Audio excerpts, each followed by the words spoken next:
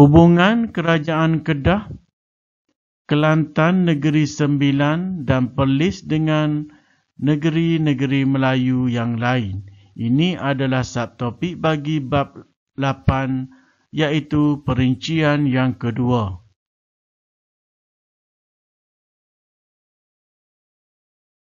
Sekarang kita tinjau asas hubungan antara negeri-negeri Melayu.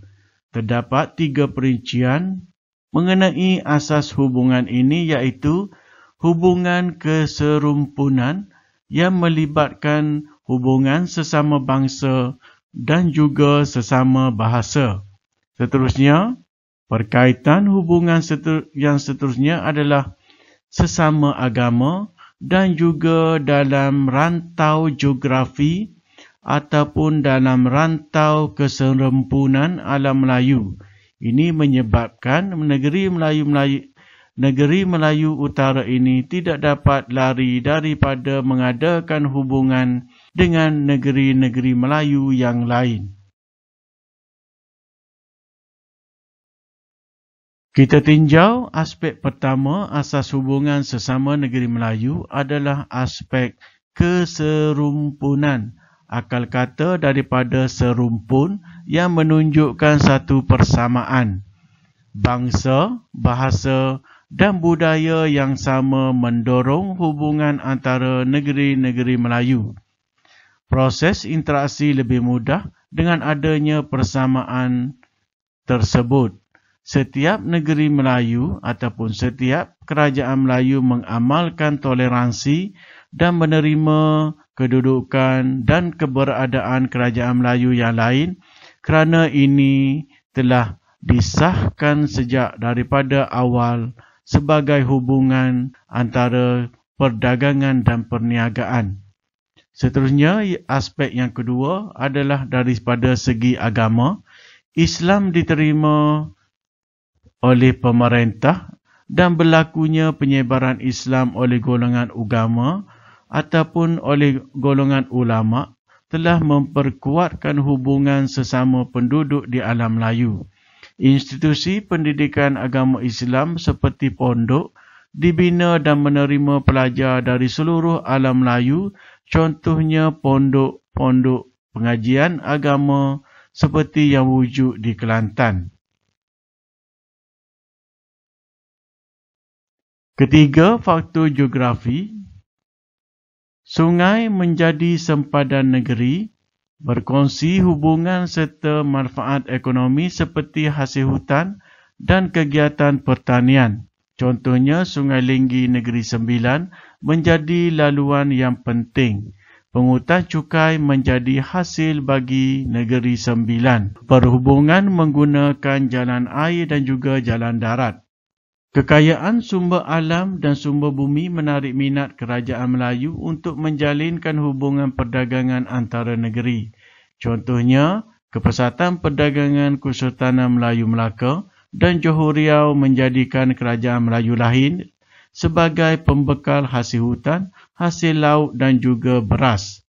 Keselamatan jalan laut dan sungai diutamakan. Contohnya, Kesultanan Melayu Melaka menugaskan orang laut menjaga Selat Melaka.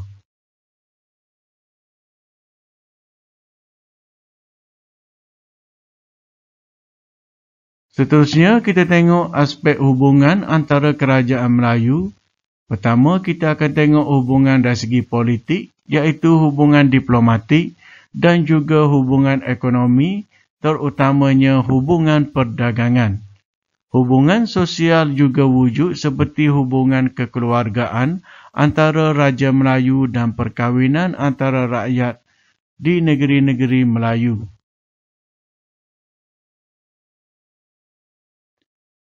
Aspek pertama yang akan kita lihat adalah hubungan diplomatik. Pertama, pengiktirafan sesama kerajaan dan pemerintah. Kerajaan Melayu mengiktiraf kerajaan Melayu yang lain untuk tentukan keabsahan pemerintah dan mengadakan hubungan rasmi. Sultan Mahmud Shah, iaitu Sultan Melaka, mengiktiraf kerajaan Kedah sebagai sebuah kerajaan yang berdaulat. Kerajaan Kedah pula mengakui ketuanan Sultan Melaka dan bernaung di bawah Kesultanan Melayu Melaka.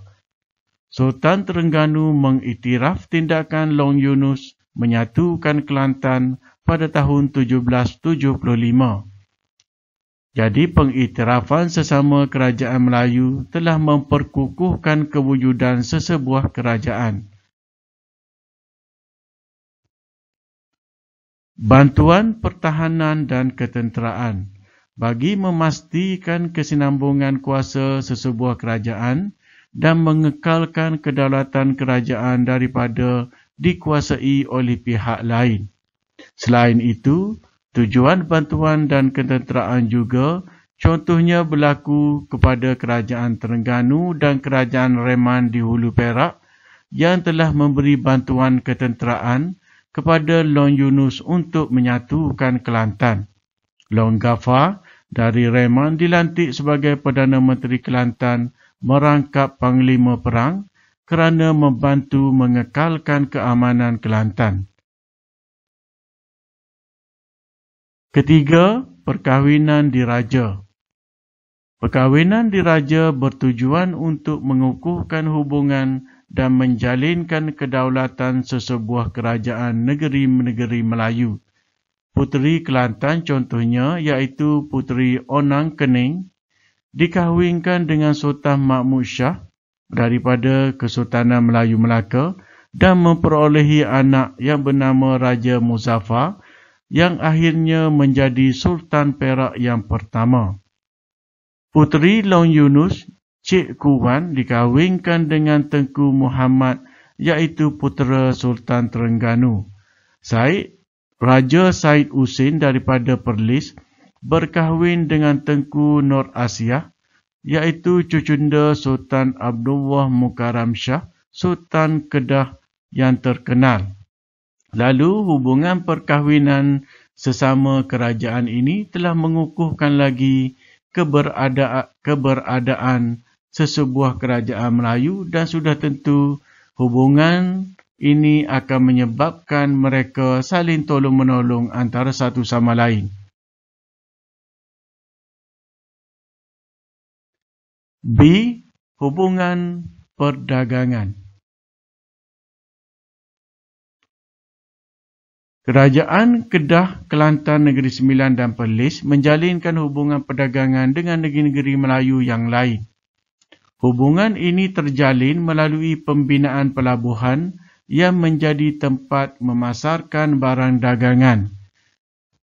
Contohnya, pedagang tempatan datang daripada Melaka, Perak dan Johor, manakala pedagang luar datang daripada Siam, China, Arab dan Kemboja ke negeri Kedah, Kelantan, Negeri Sembilan dan Perlis. Kita tengok pula pelabuhan yang wujud di keempat-empat negeri ini. Pertama, Kedah. Pelabuhannya ada tiga iaitu Pengkalan Lembah Bujang, Pengkalan Kuala Merbuk, Pengkalan Kuala Muda. Dan Kedah juga menggunakan sistem mata wang iaitu mata wang Kedah. Kelantan pula mempunyai pelabuhan dipanggil Pengkalan Galuh ataupun Pengkalan Permata, manakala mata wang logam pula adalah Dina dan Wang Pitis serta Wang Kijang. Panggilan Wang Pitis sampai sekarang dipanggil oleh rakyat negeri Kelantan. Di Negeri Sembilan pula, pelabuhan yang terkenal adalah pelabuhan di Sungai Linggi dan juga pelabuhan di Pengkalan Sungai Ujong. Pelajar akan perhatikan selepas ini, pelabuhan di Pengkalan inilah yang menjadi perebutan dan konflik antara Datuk Kelana dengan Datuk Bandar yang berakhir dengan campur tangan Inggeris di Negeri Sembilan. Seterusnya di Perlis, Pengkalan pelabuhannya adalah Pengkalan Kuala Perlis.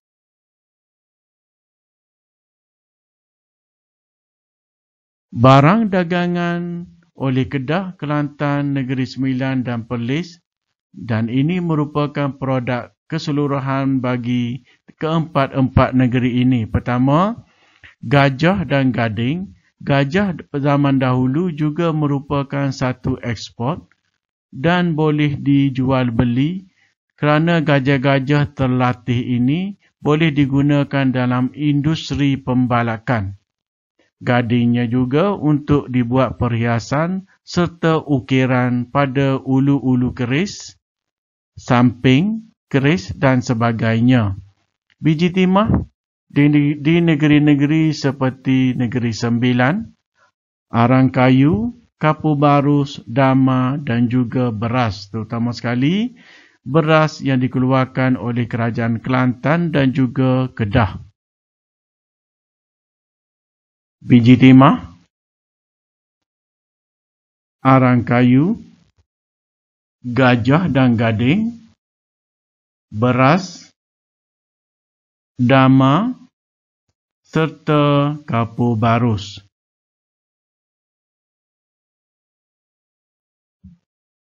Sekarang kita lihat tinggalan perahu yang terkenal dan digunakan serta banyak berjasa kepada Kerajaan Alam Melayu, iaitu perahu sago. Perahu sago merupakan perahu tradisional masyarakat Melayu Kedah yang diperbuat daripada kayu balak yang ditebuk. Perahu ini digunakan untuk membawa hasil dagangan, iaitu hasil dagangan tempatan, ke pelabuhan Lembah Bujang.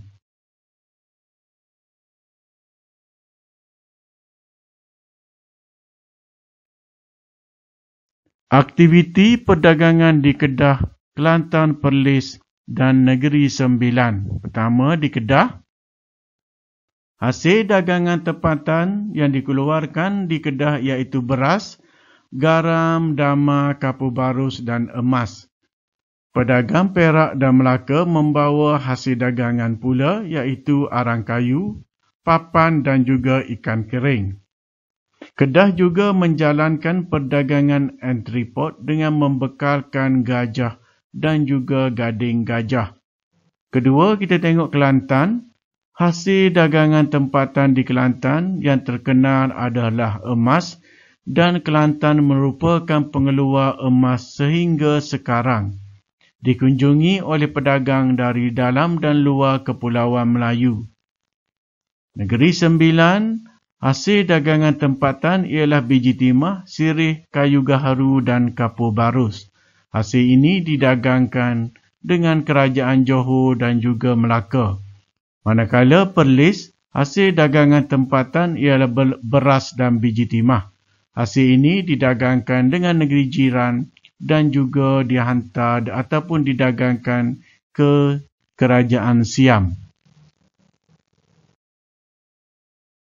Baiklah pelajar-pelajar, itulah saja pembelajaran kita untuk bab 8 iaitu Kerajaan Kedah, Kelantan, Negeri Sembilan dan Perlis.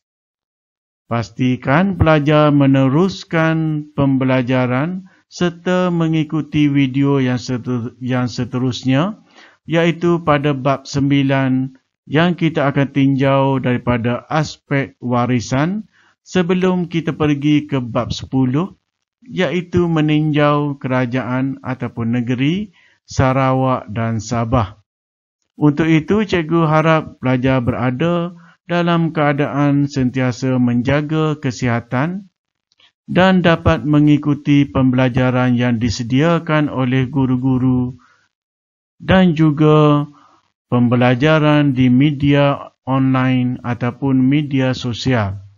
Cikgu akhiri dengan ucapan Assalamualaikum warahmatullahi wabarakatuh.